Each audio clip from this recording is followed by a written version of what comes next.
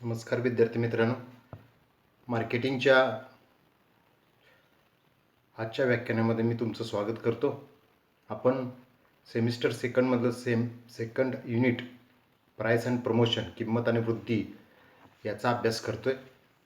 याच्यामध्ये आपण किंमत आणि किंमतीची प्रस्तावना पाहिली. आपण कोणत्याही वस्तूचे पैशात मोजलेले मूल्य म्हणजे किंमत, आपण त्याची व्याख्या अर्थ लक्षात घेतला. कारण उपयोगितेवरून वस्तूचं मूल्य ठरत असतं. वस्तूची उपयोगिता किती आहे त्याच्यावर त्याचं मूल्य ठरतं. मूल्य म्हणजे काय, तर उपयोगिता मोजण्याचं परिमाण. मग कोणत्याही वस्तूचं पैशात मोजलेलं मूल्य म्हणजे किंमत. म्हणजे वस्तू किंवा सेवा तुम्हाला मिळावी म्हणून जी रक्कम तुमच्याकडून घेतली जाते, जे मूल्य तुमच्याकडून आकारलं जातं, त्याला किंमत असं म्हणतात. आता वेगवेगळ्या याच्यासाठी वेगवेगळ्या नावानी किंमत ओळखली जाते. जसं की आपल्याला माहीत आहे, श्रमाचं मूल्य असेल ते वेतन, मजुरी, पगार वगैरे या स्वरूपात असतं. भांडवल वापराचं मूल्य असतं. आपण बँकेत पैसे ठेवले तर आपल्याला व्याज मिळतं. शेअर्स घेतले तर डिव्हिडंड मिळतो. सरकारचं उत्पन्न असतं, कर, महसूल वगैरे. हे आपण लक्षात घेतलं.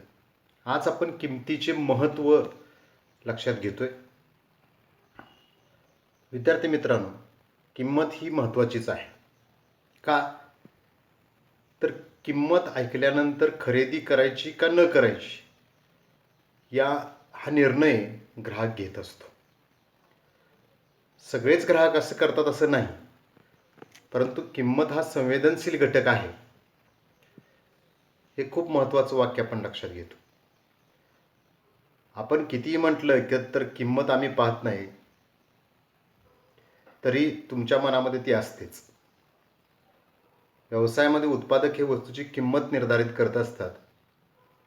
मी काल म्हटलं की किंमत उत्पादक कशा पद्धतीने ठरवतात. उत्पादन खर्च, विक्री खर्च अधिक नफा बरोबर किंमत. आता ही किंमत ठरवण्याचा जो निर्णय असतो तो तर्कसंगत असावा लागतो. तर्कसंगत म्हणजे कोणत्या याच्यामध्ये तुम्हाला लक्षात घ्या, in the sense of logic आप लक्षात घ्यायला लागतं. वस्तूची किंमत ही पैशात किंवा चलनात व्यक्त केली जाते. 10 रुपये, 20 रुपये, 100 रुपये, लाख रुपये वगैरे. वस्तूची किंमत जास्त आकारल्यास उत्पादकाला जास्त नफा होऊ शकतो. जास्त किंमत आकारा, जास्त नफा घ्या. परंतु जास्त किमतीमुळे ग्राहक वस्तू नाकारू शकतात किंवा पर्यायी वस्तू खरेदी करू शकतात. तर किंमत कमी आकारली तर ग्राहकाकडून वस्तूची मागणी वाढू शकते, परंतु उत्पादकाच्या नफ्यावर त्याचा परिणाम होतो. उत्पादकाचा नफा कमी होतो. कमी किंमत असेल तर नफा कमी. म्हणून वस्तूची किंमत योग्य आणि वाजवी असणं अपेक्षित आहे, की जी उत्पादकांनाही परवडेल आणि ती ग्राहकांनाही परवडेल. अशी योग्य आणि वाजवी असणं अपेक्षित आहे. आता ह्या सगळ्या मॅटरमध्ये स्पर्धकाची किंमत लक्षात घेतलेली नाही, कारण स्पर्धक ही तशाच पद्धतीने किंमत ठरवतो हे या ठिकाणी गृहीत धरलेलं आहे. त्यामुळे उत्पादक आणि ग्राहक या दोघांच्या दृष्टीने किंमत महत्त्वाची आहे. उत्पादक आणि विपणनकर्त्याला उत्पन्न मिळवण्याचा तो एक मार्ग असतो. किंमत वसूल झाली म्हणजे त्याने जे वस्तू किंवा सेवा तयार करण्यासाठी जो खर्च केलेला आहे तो खर्च त्यांना वापस मिळाला, परत मिळाला. तर ग्राहकांची वस्तूच्या किमतीची तुलना त्या वस्तूपासून त्यांना मिळणारा लाभ आणि समाधानाशी करत असतात. त्यांची गरज कितपत पूर्ण होते, त्यांना समाधान त्याच्यातून किती मिळतं, मग आपण दिलेले पैसे योग्य होते हे ते अंदाजित करत असतात. आता किमतीचं महत्त्व काही मुद्द्यांच्या आधारे आपण लक्षात घेऊया. किंमत काय करते, तर पहिला महत्त्वाचा भाग आहे की मागणी आणि पुरवठ्याचं निर्धारण करते. इकॉनॉमीचं आपल्याला माहीत आहे, हा सिद्धांत इकॉनॉमिक्समध्ये आपण शिकलो. किंमत हा मागणी आणि पुरवठा निश्चित करणारा महत्त्वाचा घटक आहे. आपल्याला माहिती आहे अर्थशास्त्रानुसार किंमत वाढली तर मागणी काय होते? किंमत वाढली तर मागणी कमी होते आणि किंमत कमी झाली तर मागणी वाढते. हे अर्थशास्त्राच्या नियमानुसार आपण पाहतो. आता काही गोष्टी पर्याय असतील याच्यात, म्हणजे किंमत वाढून सुद्धा मागणी कमी होणार नाही. जसं पेट्रोल डिझेलचं आपण बघतो, किंमत वाढली पण मागणी कमी झाली का? नाही. आणि किंमत कमी झाली म्हणून मोठ्या प्रमाणावरती भरमसाठ खरेदी केली का? असंही होत नाही. काही गोष्टी त्याला अपवादात्मक असतात. पण सर्वसाधारण नियमांचा आपण विचार केला अर्थशास्त्राच्या, तर किंमत वाढली की मागणी कमी होते आणि किंमत कमी झाली की मागणी वाढते. म्हणजे मागणी, पुरवठा आणि किंमत याचा जवळचा संबंध आहे. म्हणून मागणी आणि पुरवठा हे किंमत निर्धारित करत असतं असं म्हटलेलं आहे. आता मी कालपासून किंवा सुरुवातीला जे सांगितलं तोच मुद्दा दुसऱ्या याच्यामध्ये आहे, उत्पादन घटकांचा मोबदला. अर्थव्यवस्था आणि उद्योगासाठी वस्तूचं मूल्य फार महत्त्वाचं असतं. मजुरी, भाडे, व्याज, नफा या घटकावर प्रत्यक्ष परिणाम करत असतं. भांडवल असेल, श्रम असेल, जमीन असेल, उपक्रम असेल, हे घटक निर्मितीची साधनं आहेत. उत्पादकाला या सर्व साधनांचा वस्तू निर्मितीसाठी वापर करावा लागतो, त्याचं एकत्रीकरण करावं लागतं, संघटन करावं लागतं. त्यासाठी त्याला खर्च करावा लागतो. कच्चा माल असेल, इंधन, ऑइल वगैरे सगळ्या गोष्टी असतील. श्रम म्हणजे मजूर लागतात, त्या ठिकाणी कामगार लागतात, अनेक गोष्टी आहेत. तो सर्व खर्च किमतीतून भरून निघावा लागतो. मग तुम्हाला किमतीला महत्त्व द्यायला पाहिजे का नको? तिसरा मुद्दा आहे नफ्याचे प्रमाण. उत्पादक किंवा विपणन संस्था किंमत हा अर्थप्राप्तीचा किंवा उत्पन्न मिळवण्याचा एक प्रमुख मार्ग असतो. उत्पादकाला किमतीतूनच उत्पन्न मिळत असतं. त्यामुळे उत्पादक किंमत ठरवत असताना मी तुम्हाला सांगितलं ते उत्पादन खर्च, विक्री खर्च अधिक नफा बरोबर किंमत हे सूत्र वापरत असतो. उत्पादन खर्च हा वस्तूच्या निर्मितीच्या वेळी प्रत्यक्ष झालेला असतो, तो निश्चित असतो. पण विक्री खर्च विक्री करत असताना होणार असतो, तो अनिश्चित असतो. तरी देखील उत्पादक काही खर्चाचा अंदाज करून विक्री खर्च ठरवित असतात आणि वस्तूची अंतिम किंमत ठरवित असतात. जर विक्री खर्च वाढला तर किंमतीत बदल करता येत नाही. त्याचा परिणाम नफ्यावर होतो. नफा वाढवण्यासाठी आपल्याला किंमत वाढवता येत नाही, कारण वस्तूची मागणी मग कमी होऊ शकते. आता स्पर्धात्मक अस्त्र असं म्हटलंय. किंमत हे स्पर्धात्मक अस्त्र आहे. किमतीच्या आधारे स्पर्धा होत असते. त्यामुळे किंमत आणि स्पर्धा यांचा एकमेकावरती खूप प्रभाव पडतो. उत्पादक किंवा विपणनकर्ते जे आपले असतात, स्पर्धकांच्या वस्तूच्या किमती विचारात घेऊन आपल्या वस्तूच्या किमती ठरवित असतात. स्पर्धकाच्या वस्तूच्या किमतीपेक्षा कमी किंमत किंवा जास्त किंमत की समान किंमत आकारायची हा निर्णय खूप महत्त्वाचा असतो. स्पर्धकाच्या किमतीपेक्षा अधिक किंमत आकारण्यात झाले तर त्याचे योग्य समर्थन करता आले पाहिजे. ते आपण क्वालिटीच्या बेसवर करू शकतो किंवा सर्व्हिसच्या बेसवर करू शकतो, टिकाऊपणाच्या बेसवरती करू शकतो. स्वरूप, डिझाईन, आकार, म्हणजे तुम्ही वस्तूचं महत्त्व सांगून, वस्तूचा दर्जा सांगून तुम्ही करू शकता. ग्राहकांना अधिक किंमत ही का आहे हे पटवून देता आलं पाहिजे. विक्रीचं प्रमाण हाही महत्त्वाचा मुद्दा आहे. किंमत हा घटक विक्रीचं प्रमाण कमी किंवा अधिक करण्यासाठी महत्त्वाची भूमिका पार पाडतो. किंमत लवचिकता व ग्राहकांच्या बदलत्या किमतीबद्दलचा प्रतिसाद लक्षात घेऊन किंमत निश्चित करावी लागते. किंमत वाढवली तर विक्रीचे प्रमाण कमी होऊ शकते, परंतु नफ्यावर फारसा परिणाम होणार नाही. याउलट विक्री वाढली तर नफ्याचे प्रमाण वाढू शकते. त्यामुळं किंमत आणि विक्रीचं प्रमाण याचं खूप जवळचं नातं आहे. लगेच इम्पॅक्ट होतो. बाजारपेठेतील स्थान व हिस्सा उत्पादकाने किंवा विपणनकर्त्याने निश्चित केलेली किंमत एखाद्या ग्राहकाला आपल्या व्यवसायाबद्दल, वस्तूविषयी किंवा सेवेबद्दल एक गृहीत मूल्य तयार करून एक संदेश पाठवते. म्हणजे उत्पादकाने एखादी किंमत निश्चित केली की 10 रुपयात ही वस्तू, तर हा एक संदेश ग्राहकांच्यापर्यंत, समाजापर्यंत पोहोचतो. आणि मग किंमत बाजारपेठेतील स्थान आणि हिश्श्यावर प्रभाव टाकते. काही ग्राहक कमी किमतीच्या दर्जेदार वस्तू शोधण्याचा प्रयत्न करीत असतात. सूट, सवलत, सेवा, ऑफर याकडे आकर्षितले जातात. त्यामुळे विपणनकर्त्याला किमतीच्या आधारे बाजारपेठेतील स्थान आणि हिस्सा ठरविता येतो. वस्तू निवड. बहुतेक सर्व ग्राहक वस्तूच्या किमतीला प्राधान्य देतात. किमतीच्या आधारे आपली गरज भागवणारी वस्तू निवडण्याचा प्रयत्न करतात. गुणवत्ता आणि उपयोगिता यामध्ये समन्वय साधण्याचा प्रयत्न करतात. गुणवत्ता आणि उपयोगिता, कारण अशा वेळी किमतीचा आधार घेतला जातो.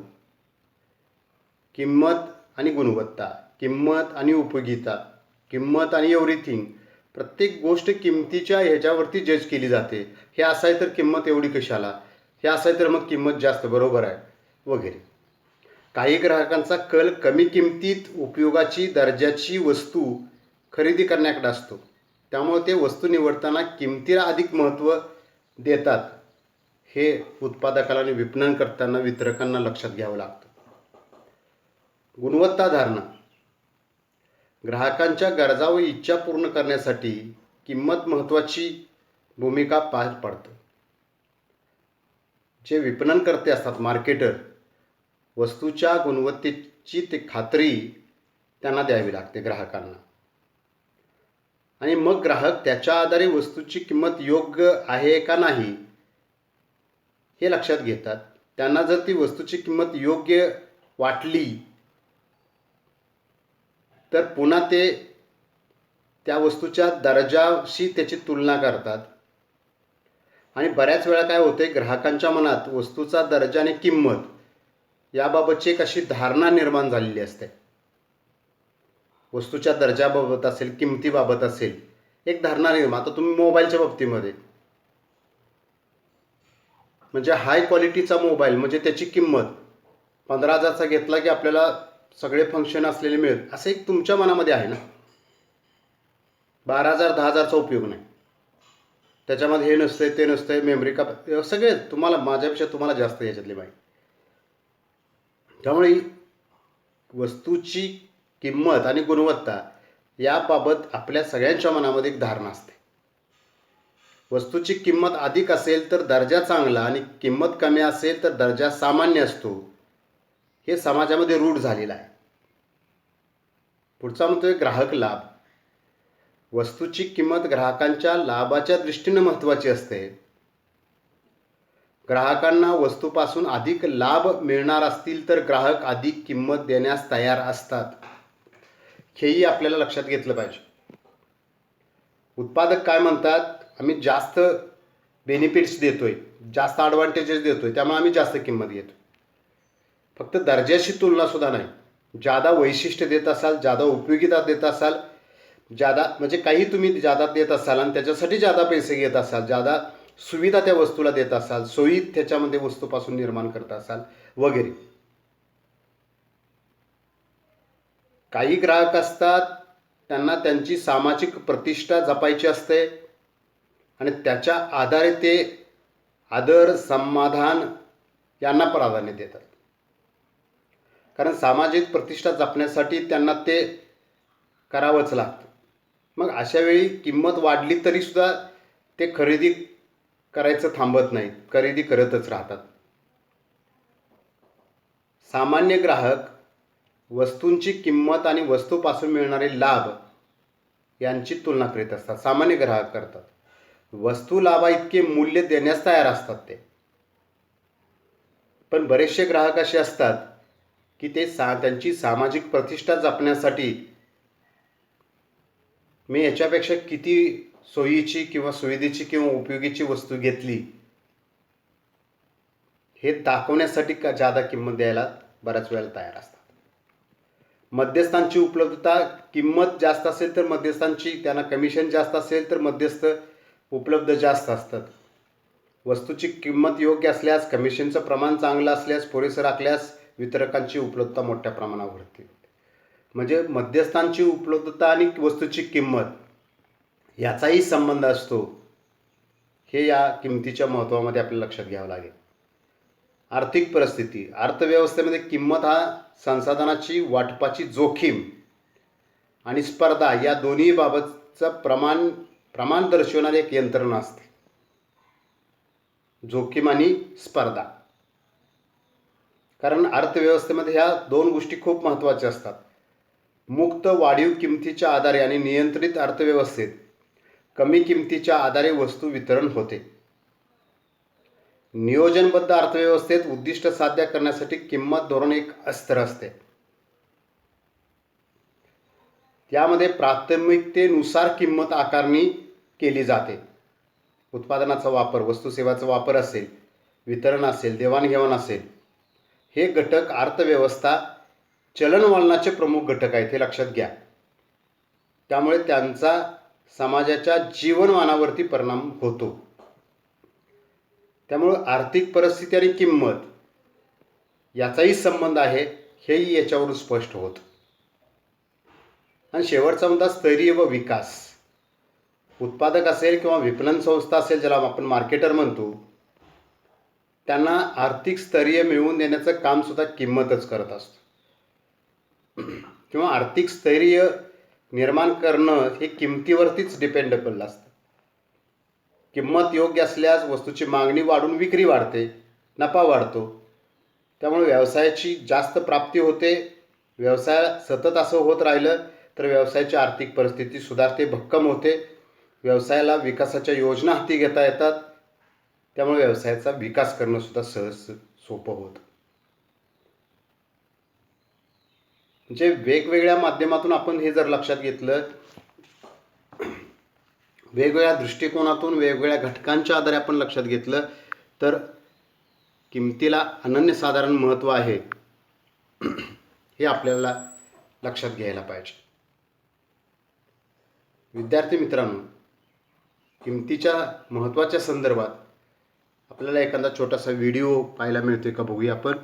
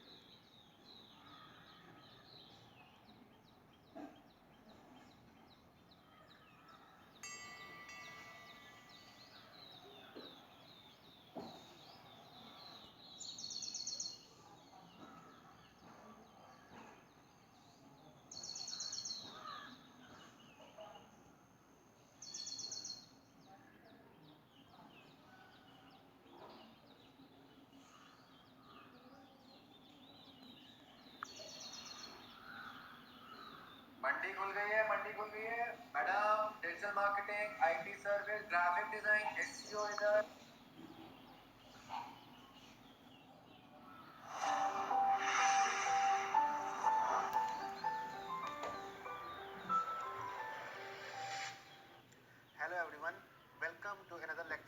Marketing and today our topic is pricing. हम देखेंगे कि इस टॉपिक में प्राइस क्या होता है, इंपॉर्टेंस ऑफ प्राइस क्या होता है और प्राइस और प्राइसिंग के बीच में डिफरेंस क्या होता है उसके बारे में हम स्टडी करेंगे। तो सबसे पहले हम देखते हैं व्हाट इज प्राइस। प्राइस होता क्या है? The amount of money charge for product and services is known as price. Amount of money charge कोई भी मिकदार होती है पैसों की जो चार्ज की जाती है किसी भी प्रोडक्ट या सर्विसेज पे इज नोन एज प्राइस, उसको कीमत कहा जाता है।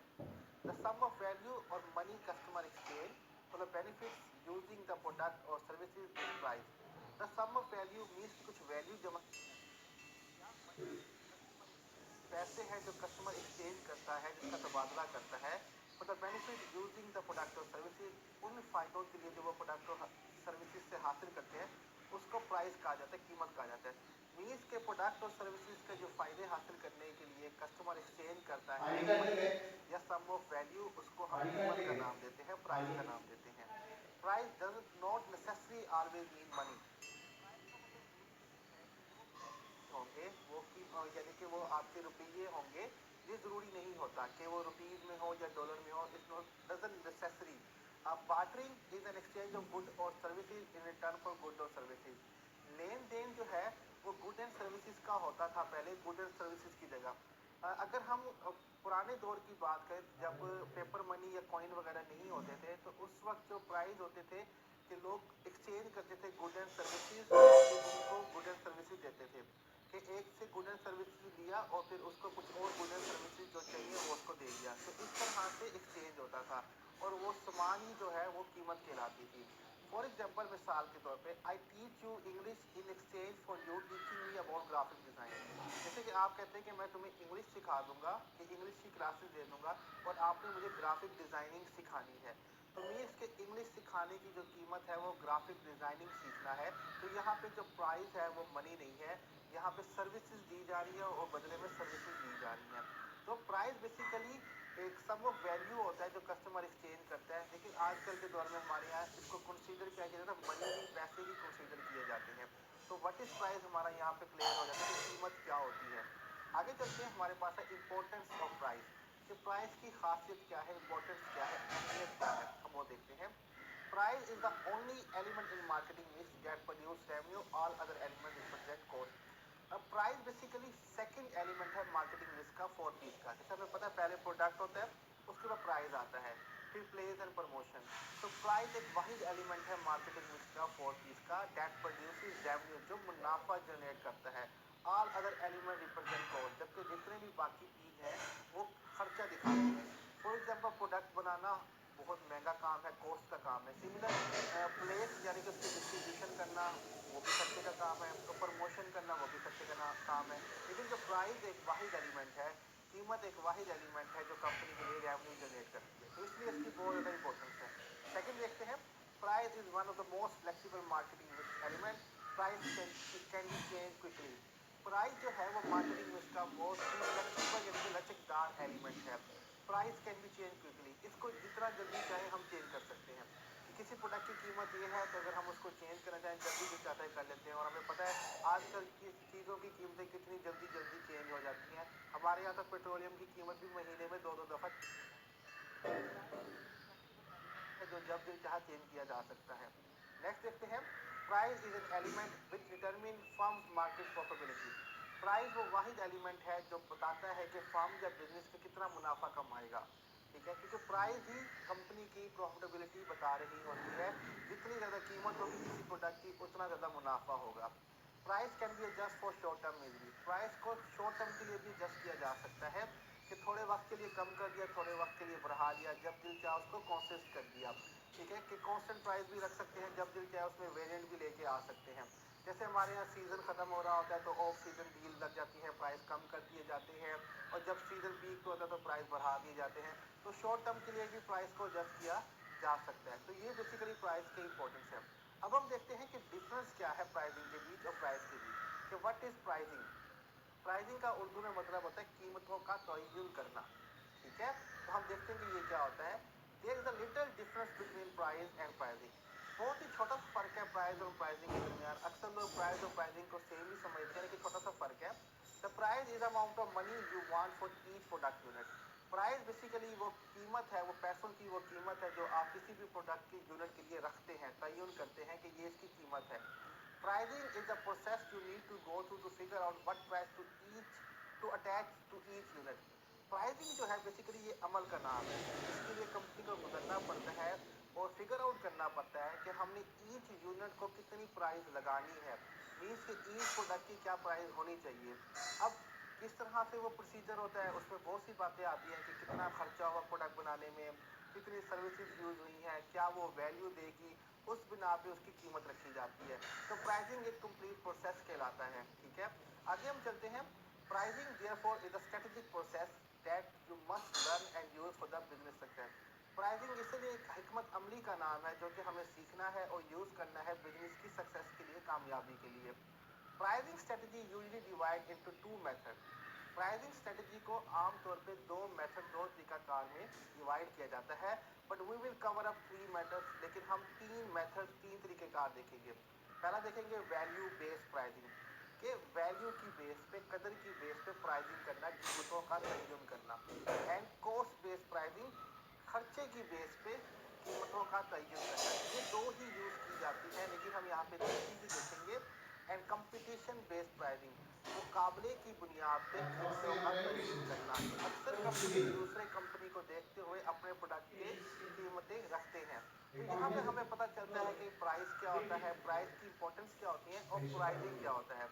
तो बेसिकली हम यहाँ पे अपना जो लेक्चर है, ये शॉर्ट सा लेक्चर प्राइस का, यहीं पे हम खत्म करेंगे। इस स्लाइड्स का लिंक जो है वो मैं डिस्क्रिप्शन में दे दूंगा, वहाँ पे कॉपी कर सकते हैं। और प्राइसिंग के जितने भी अगले टॉपिक है वो हम नेक्स्ट लेक्चर में स्टडी करेंगे। जिस तरह से हमने देखा कि किस बेस पे, किस बुनियाद पे, कौन से तरीकेकार हैं प्राइसिंग के, तो हम उनके बारे में भी स्टडी करेंगे। तो यहाँ पे हम अपने लेक्चर को खत्म करेंगे। कोई भी क्वेश्चन हो तो आप कमेंट में पूछ सकते हैं। अल्लाह हाफिज।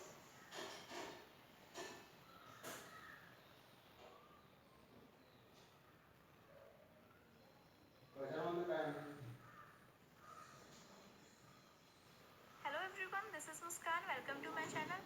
अगर आप इस चैनल न्यू है तो सबसे पहले चैनल को सब्सक्राइब कीजिए एंड बेल आइकन दबाना ना भूलें, ताकि आपको आने वाले हर एक वीडियो की नोटिफिकेशन सबसे पहले मिल सके। तो आज के हम इस लेक्चर में बेसिकली करेंगे प्राइसिंग के बारे में discuss.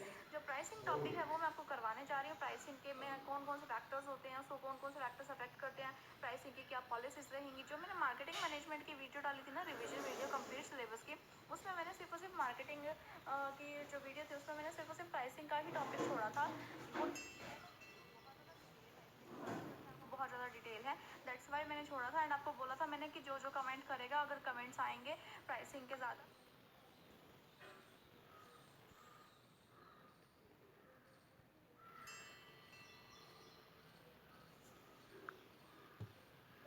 Hello, welcome to the postgraduate program in Artificial Intelligence and Machine Learning offered by the University of Texas at Austin.